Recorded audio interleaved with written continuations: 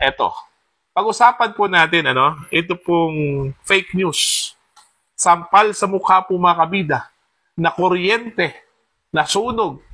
Ito pong GMA, dito ho sa kanilang balita, patungkol po mga kabida sa application po, ni dating Pangulong Rodrigo Duterte for asylum, sa China. Nang sabi ho sa balita po ng GMA, dinenay daw, okay, yung asylum application po ni FPRRD. Dahil ho sa balitang ito, dami hong apektado yung mga supporters po ng dating Pangulo, dami hong napaisip, napatanong kung bakit nangyari ito, kung bakit hindi ho inapprove, bakit dinenay, kung tutuusin, magkaibigan itong China at saka itong si Digong, Oh. So parang ganun nagkaroon po ng wrong perception yung mga tao sa China dahil ho sa balitang ito. Kabida. As if gospel truth na po, Mantakin nyo yung balita po nila. Posted po ito, March 20, 2025, alas 10:26 po ng gabi. Sa GMA News Online, ang sabi po dito, Duterte denied asylum in China before ICC arrest, says source who detailed arrest. Ayun. So meron po silang source. Yung source po nila maling-mali. Okay? Fake news. Bakit? Kasi ito, babasahin ko po. Patunay po itong mga kabida na fake news ito, Alright? Ito po, balita ng News 5, posted 3 hours ago.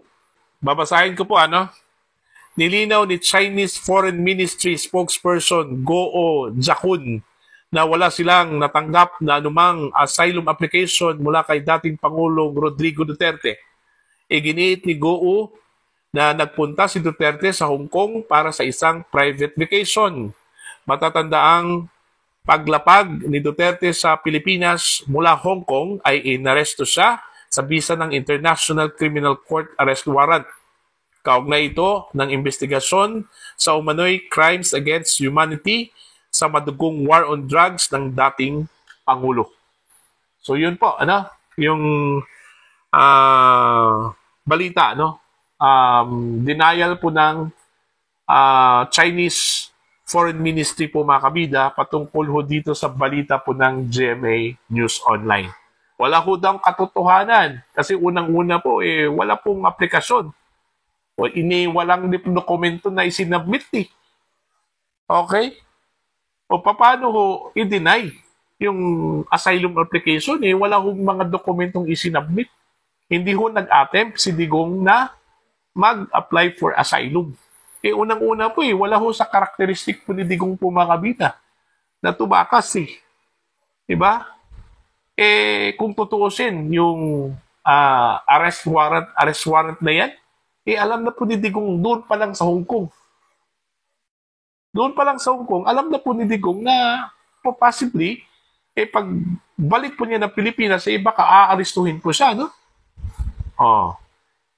So, kung tutuusin, pwede na po gawin niyang opportunity yung pagpunta po niya ng Hong Kong na hindi na po babalik. Kasi unang-una po, pwede po siya makapag-apply po ng asylum either sa Hong Kong or sa China. Kasi madali lang po sa kanya kasi magkaibigan Itong si Xi Jinping at saka ito pong si Digong, Nung time po ni Digong, okay, may magandang relasyon po itong China at saka Pilipinas. Pero hindi ho ginawa yan ni dating Pangulong Duterte mga kabida kasi gusto ho niyang bumalik ng Pilipinas. Ayaw ho niyang magtago. Okay? Gusto ho niyang harapin kung ano mang yung kaso na kanya hong haharapin.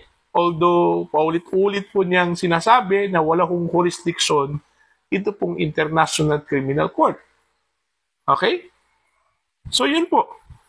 Yan yung masaklap, Meron pong mainstream media na naging purveyor of fake news. Alright? So ito, malinaw man ito na fake news ito dapat ang gagawin po ng GMA po dito mga kabida, balikan nila yung kanilang source. Tapos, pagsabihan po, bakit ka bigay sa amin ng maling impormasyon. Bakit nyo kami sinunog? Tuloy, na kuryente po kami, ano? Oh. Ang masaklap lang po dito Kasi para bang pag mainstream yung magbalita, wala akong problema, parang credible. Pero kung vloggers, yung maglabas po ng balita, maglabas po ng kanilang opinion, which is sa tingin siguro ng gobyerno na kontra sa kanila, fake news na yun, ano? Oh. Ang perception kasi natin, mga kabida, pag sinasabi pong mainstream media, parang gospel truth na po yung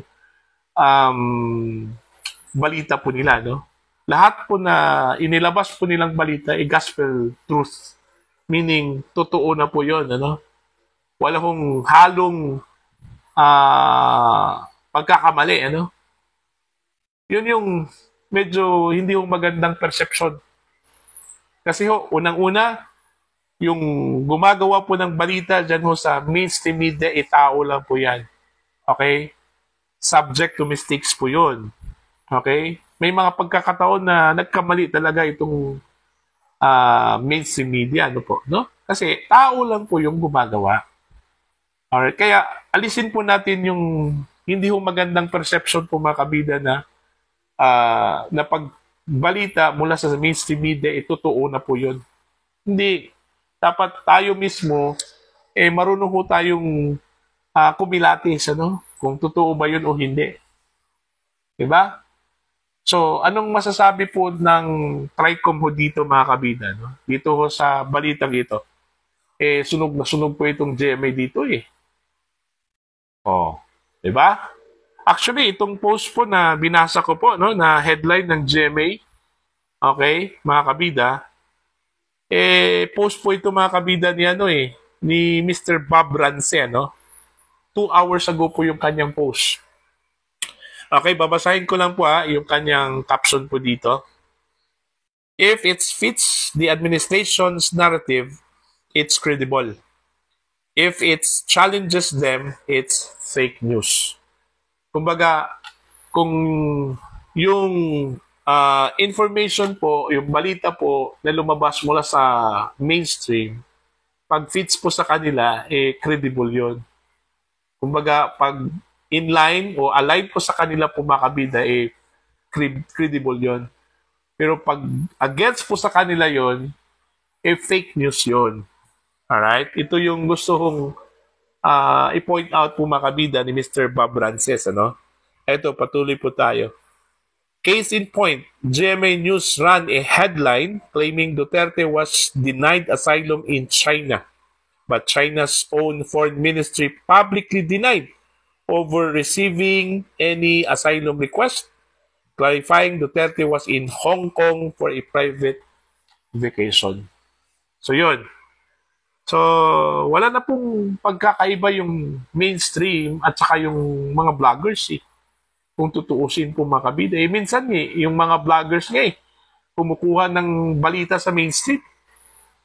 Diba? Kami, mga vlogger, yung aming source is mainstream. Kung nagkamali yung mainstream, patay din kami, ano? Kasi yun nga, yung source po namin, kaya kinukuha namin yung mainstream. Kasi ang perception kasi ng tao sa mainstream is, totoo nga yung, kumbaga, gospel truth. Kami, marunong kaming kumilates din Hindi kami basta-bastang pumick up po ng balita ng mainstream. Pagtingin ho namin, hindi totoo. Okay? Ito, hindi ko man ito pinikap. Actually, wala akong vlog dito. Ano? Kung titingnan mo yung mga previous vlogs ko, wala akong vlog dito. Kasi hindi man talaga ako naniniwala dito sa balita nila. No? Kasi unang-una po, bakit hindi ako naniniwala po dito? Kasi unang-una, ito po yung argument ko magkaibigan si Xi Jinping, yung China at saka si Digong. Alright? Alam po ng China kung gaano po binigyan po ng halaga ng Pilipinas, ito pong China. Nung time po ni former President Rodrigo Duterte, mga kabida. Kaya nga, nung nalaman ko po itong balitang ito na dininay, hindi ako naniwala kagad. Kasi ang nasa isip ko, bakit dininay? Kung totoo ito, bakit dininay? Magkaibigan po itong dalawa eh. O, kaya doon pa lang mga kabida, napaisip na po ako. Ang sabi ko sa sarili ko, ay hindi ito totoo. Hindi ako maniniwala dito. Kaya yun nga, hindi nga totoo. Kasi mismo yung Chinese Foreign Ministry naglabas po ng statement na hindi totoo ito. Wala hong aplikasyon, no? Ito pong si Digong sa China para ho sa kanyang asylum. Tsaka imposible naman po na hindi aprubahan po ng China. Kung sakali hong nag-apply po itong si Digong, imposible na hindi ho aprubahan niya. Kasi alam po nila kung ano yung malasakit po ni Digong sa China. No? Kung ano yung treatment ni Digong sa China, mga kabida. Hindi yung ibig sabihin na ibinenta ni Digong yung Pilipinas sa China. Hindi. Yung kanyang pakikitungo sa China is maganda. May magandang relasyon yung China at saka yung Pilipinas during his time. Okay? So, yun po, ano? Sana po, kung gumawa mo po ng investigasyon ito pong TRICOM, sana isama po nila itong mainstream. Okay? Kagaya po dun ho sa balita po sa Davao. Umalma itong city government of Davao. Kasi ho, ibinalita po ng mga ilang mainstream media outfits po mga kabida na sangkot yung kanilang registrar's office doon ho sa illegal registration po ng mga Chinese national. Where in fact, hindi pala doon ho sa Davao City nangyari yon, ano?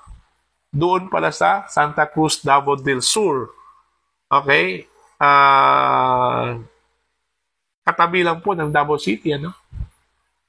So, yan yung po, ano? Ang ibig ko lang pong sabihin dito, mga kabida, yung point ko dito is, kung hinahabol po ng gobyerno ito pong fake news, hindi lang po sana i-single out yung mga vloggers. Pati rin yung mga nasa mainstream media, dapat po, magkaroon po ng monitoring ito pong TRICOM, no? Itong TRI-Committee po ng House of Representatives po, mga kabida. Kasi suportado ko po yung ginawa po ng TRICOM yung pagsupil po ng fake news. Kasi aminado tayo na may mga fake news talaga, no? Na lumabas sa iba't ibang mga social media platforms. Ano? Okay, pero yun nga sabi ko, huwag ho nating i-single out. Hindi lang po vloggers. Pati yung mga mainstream, meron pong fake news. Okay? Ito, example na po ito mga kabida. No?